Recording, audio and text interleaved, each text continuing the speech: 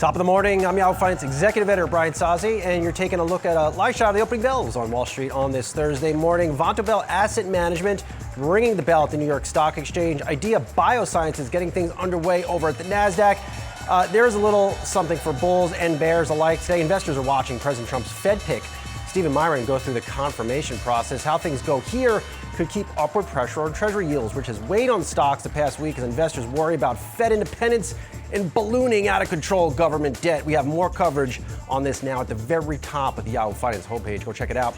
Not helping sentiment is Goldman Sachs making case for $5,000 an ounce gold in a new dose of research. The ADP jobs report was nothing to write home about this morning either, with 54,000 private payroll jobs being created in August. Actually, maybe there's nothing for the bulls today. We're seeing big sell-offs in key AI names such as Salesforce and Figma after their earnings reports didn't live up to all that AI hype. Let's stay on tech here and go down to the NASDAQ in Times Square and check it with our very own Ali Canal. Ali. Hi there, Brian. Well, we are seeing markets really struggling for direction here, pretty much opening flat across the board. The Dow down roughly 0.1%, not too much though, just around 40 points. NASDAQ is up marginally, same with the S&P 500, and this comes after that private payrolls report. Disappointed. This all comes ahead of that critical August jobs report due for release tomorrow morning, so all eyes will be on that. But you mentioned some of those tech stocks selling off, and Salesforce is a big one this morning after their earnings disappointed. So I want to take a look at the Wi-Fi Interactive and take a look at Salesforce opening down around 8%. And this comes after the company did beat expectations in the second quarter. Revenue topped $10 billion. They had strong underlying demand metrics, 10 straight quarters of margin expansion. However, the Q3 revenue forecast did fall short, and AI, while it continues to gain traction, it does remain too small at the current moment. Investors really want to see that explosion of AI for this company, and it's just not moving the needle yet. So seeing shares open around 8% to the downside. We are seeing some pressure in some other names. Adobe, for example, opening down 4%. Oracle pretty much flat, down 0.7% at this point. And Microsoft, of course, being the biggie here, up marginally. But if you take a look at the past year, what we're seeing is Microsoft shares up around 20%. Oracle up over 30%, but Salesforce CRM, we are seeing some significant pressure, down 30% since the start of the year here. So just another example of how investors are really looking for that growth story as it relates to AI. No company is immune to this, Brian. Scrutinizing that AI trade. All right, thanks so much, Ali. Appreciate it. Here's what I'm watching out of the gate today. It's all about the Fed. For those bullish on stocks, the market is trading near record highs. For one main reason, investors think the Fed not only cuts rates in a few weeks, but goes on a path of rate cuts well into next year. Top investors I'm talking to on the street tell me the market may be ahead of themselves on this view as tariffs remain a risk to inflation and the economy isn't near a recession at all. That makes dissecting economic reports such as today's ADP jobs data very important. The report showed 54,000 jobs were created in August, setting the stage for another soft jobs report tomorrow morning.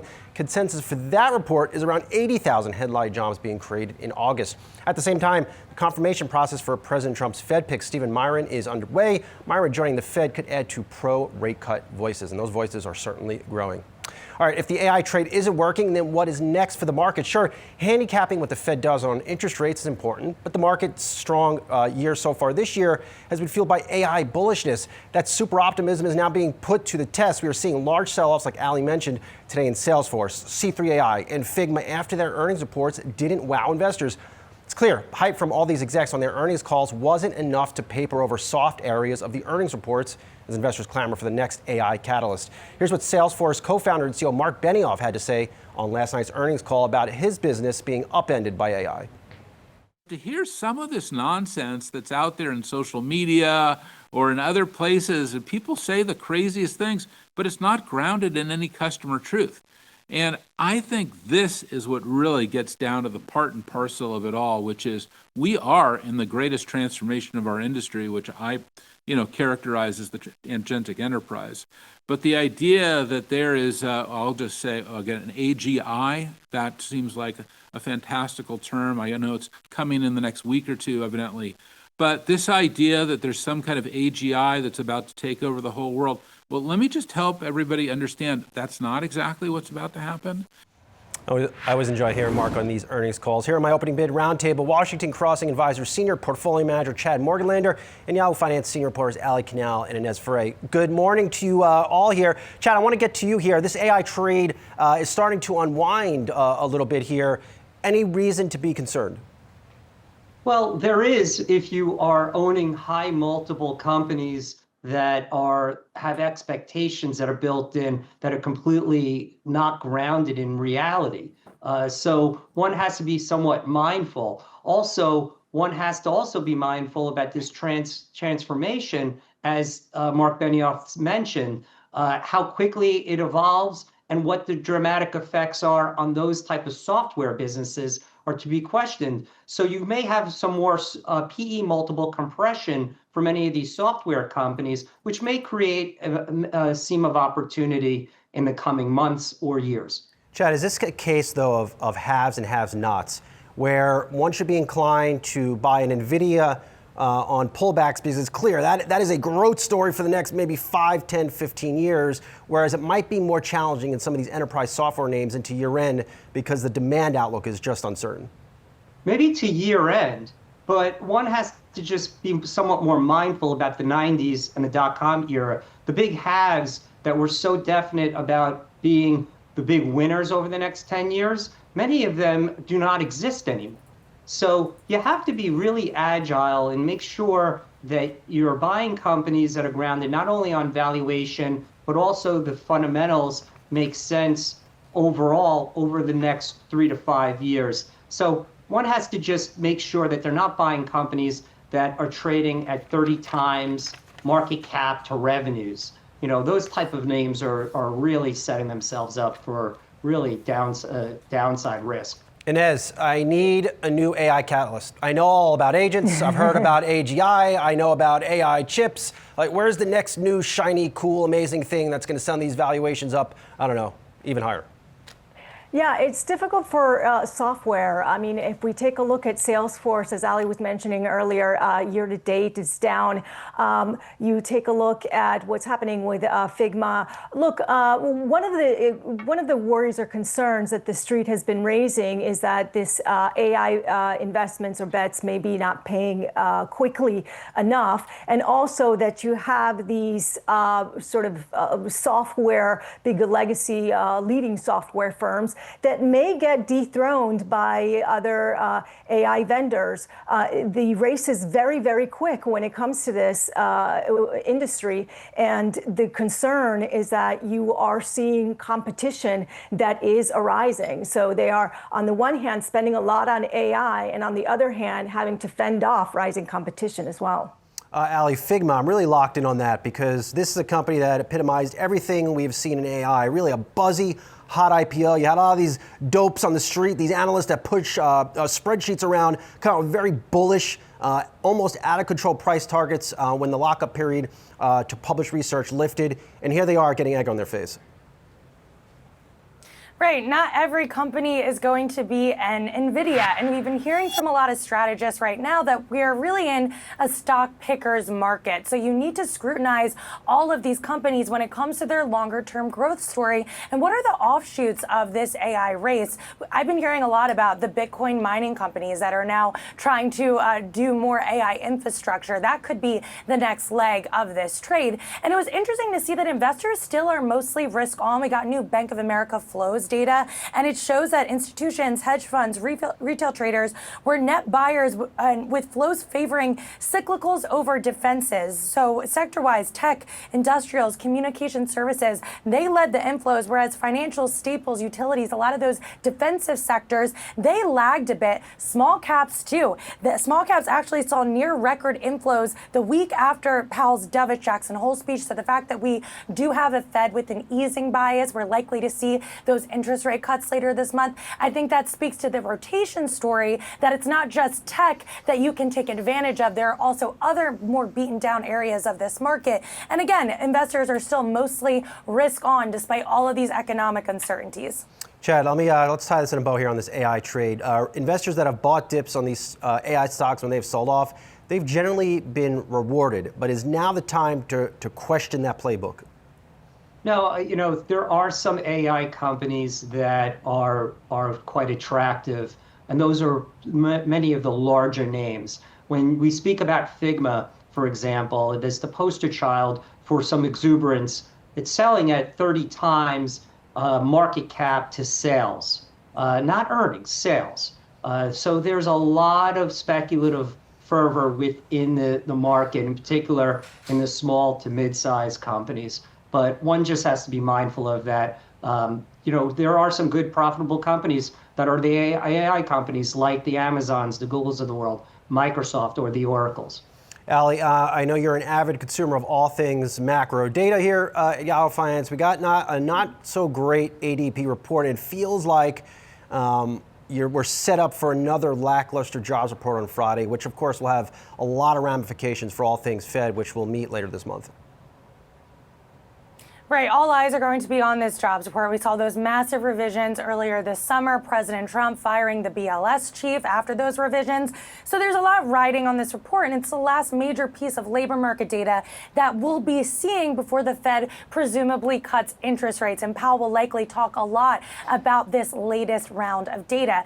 I'm taking a look at healthcare sector. That is an industry that has really led a lot of the job gains that we've seen over the past year. But there have been some concerns that if that trend starts to reverse, what does that mean? The immigration story has been a biggie. There's less supply in the market, less demand. Does that mean the unemployment rate is going to stay relatively low, trade where it is, or could we see an uptick in the unemployment rate? So I think keep an eye on any possible revisions.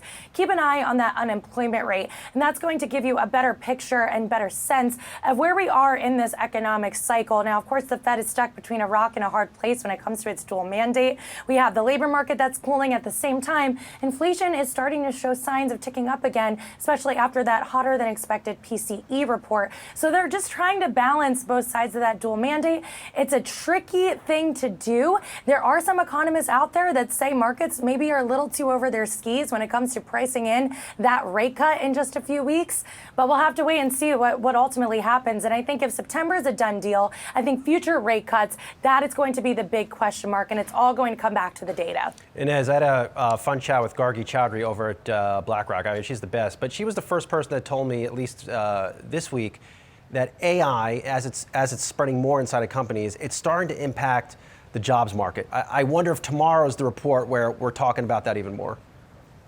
Yeah, we have seen AI definitely impacting the job market, impacting customer service, impacting agents that are answering phones. They are being replaced by AI, and that is something that you are going to see more and more. We have seen also sort of white-collar jobs that have been declining more so than blue-collar jobs. So everything is pointing to information technology, all these sectors that sort of touch the AI space are being impacted by this technology. Inez, I just want someone on the other end of the phone when I call up and question my bill that has gone up double over the past 3 months. I can't find them, Inez. These AI machines have taken over. Yeah, 100%. Look, you and me both, okay? and not only that, but then you can't really get an answer from anyone in any case because you're just talking to an AI bot. Look, at the same time that you are seeing the slowing job market, you still have inflation to contend with, and you still need somebody to talk to about that. All right. Thank you to my roundtable today, Chad Morganlander, Ali Canal, and Inez Ferre. Appreciate y'all. All right, tech will be top of mind as I descend on the Goldman Sachs Communicopia Tech and Media Conference in San Francisco next week. I'll be live on air from the conference on Monday and Tuesday with a steady drumbeat of big market-moving interviews. So add this one to your calendar and tune in all day Monday and Tuesday. I'll have a preview of the event with Goldman Sachs tech analyst Eric Sheridan tomorrow right here on Opening Bid. And I'm staying on the tech trade today. C3 AI has a new CEO in Stephen Ehikian. He will join me in one of his first conversations since being announced alongside C3 AI founder and frequent Opening Bid guest Tom Siebel. We'll be right back with both of them.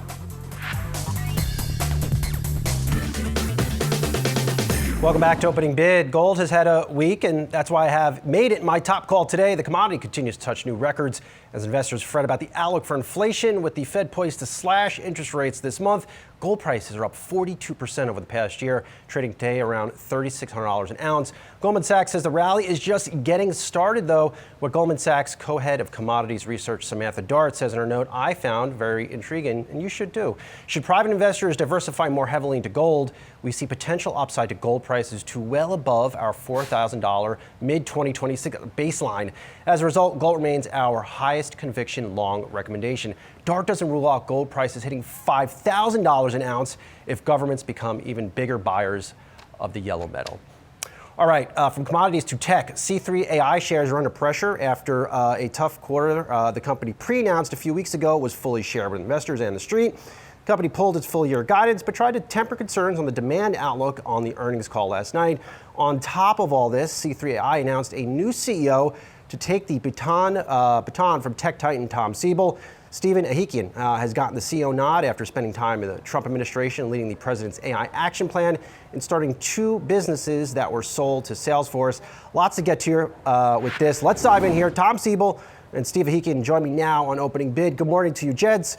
Stephen, I will get to you in a second, but congrats to you. Tom, I want to get to you. I've covered a good chunk of your career, especially at C3I. You've never pulled punches. You've never fed me BS. What happened this quarter, and when does it get better? The sales execution last quarter, Brian, was just inexcusable. Okay, and so this is our 19th public quarter as a public company. This is the first time that we've missed earnings guidance. We've met or exceeded every other quarter. We take this very seriously. We reorganized the sales organization globally last quarter. We brought in new leadership globally in Europe, in the U.S., in federal, and that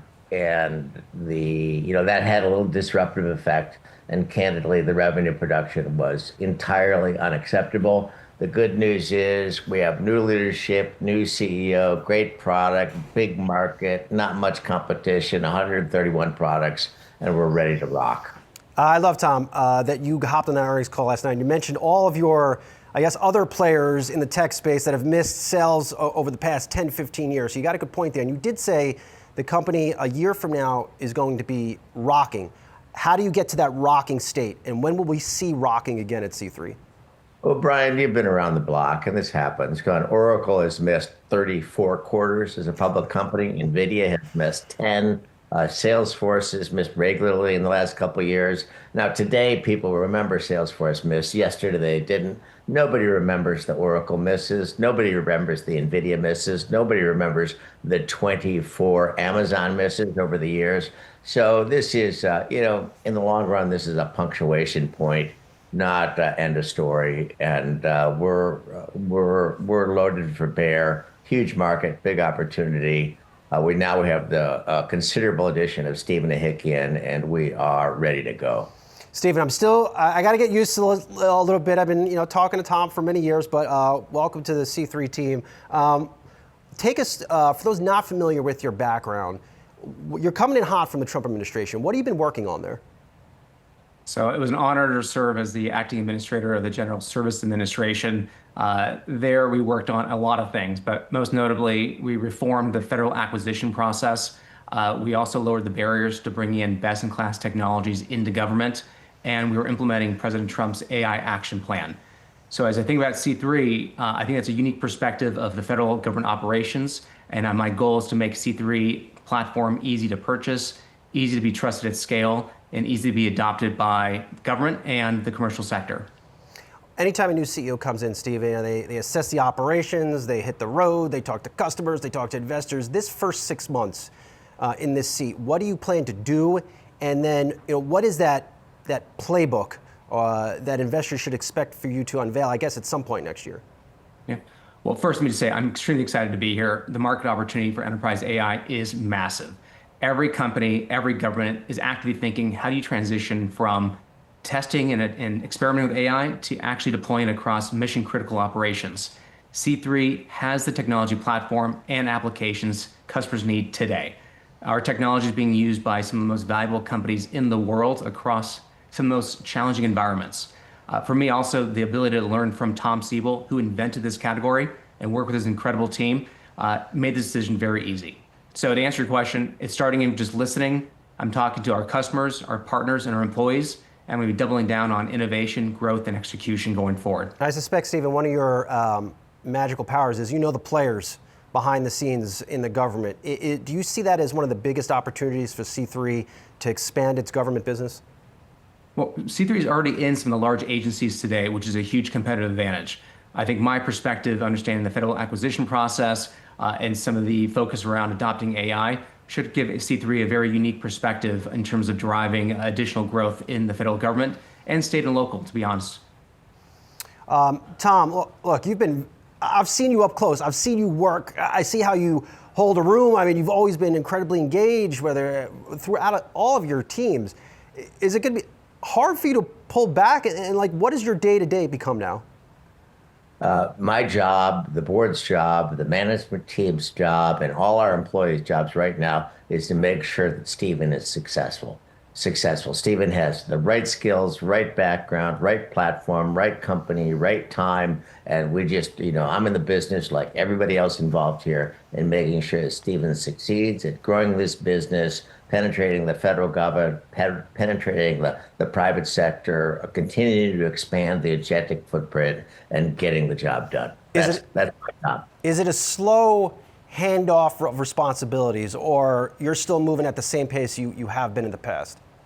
Well, Brian, for better or for worse, Tom's not going anywhere. And so, I'm staying fully engaged as executive chairman. I'll continue to focus on strategic partner relationships as I have, strategic customer relationships as I have, product direction as I have, and assuring that I can support Stephen in any way possible. Stephen, we're really looking at some sell-offs here in the early going. C3 selling off, but some renewed concern on the pace of enterprise spending on all things AI. From your vantage point, do you see things slowing down at all? Talking to our customers, it's just the beginning innings of adopting enterprise AI. I think this is the transition from testing and experimenting to actually deployment across mission critical operations. So I do not see that. I see the beginning innings of a long trajectory ahead. How is the government using AI? We're using it across a spectrum. You may have seen that GSA launched USAI, which is kind of a marketplace for AI products. It's being used internally to automate such things as the acquisition process, as well as for customer support. But I can tell you the use cases and demand is across every single agency. And again, they're just the beginning stages of deploying AI at scale. Do you see it as a big unlock in terms of cutting costs inside of the government? Well, you see the first 6 months was really about slimming down the government. Now going forward, it's more about the build back stage. And so I would say this is about, what we like to say is removing the drudgery of day-to-day work for those employees and allowing them to do higher action and higher value work. So it should be an accelerant and a productivity lift for the employees of the federal government. Tom, last word to you. Over the course of your very long career in tech, what are you most proud of? I think I'm most proud of C3 AI. I think we have a foundational company. We largely invented the space of enterprise AI. And in this market out there where you have companies trading at 100 times revenue, you have companies trading at $500 billion valuations that lose $10 billion a year. I mean, a lot of these valuations are crazy. Come on, C3 AI is a bargain stock. Back up the truck. That's why we always love talking to you. C3 AI founder, executive chair Tom Siebel, and new CEO Stephen Ehikian. Good to see you both. Thanks for hopping on this morning. We appreciate it. Thank you, Brian. All right, you aren't done with me yet, friends. I am just warming up. Tune into Market Domination this afternoon for my interview with Hewlett-Packard Enterprise CEO Antonio Neri. HPE talking up its AI plans on its earnings call last night and an upcoming Investor Day in October as it moves quickly to integrate its new shiny Juniper acquisition. And later in the show, I'll have a conversation with Abercrombie & Fitch CEO Fran Horowitz. Horowitz just struck a big deal with the NFL as it gears up for the holiday shopping season. We'll dive into that one with Fran. But first, Jared Blickery has you covered for Market Catalyst. We'll be right back.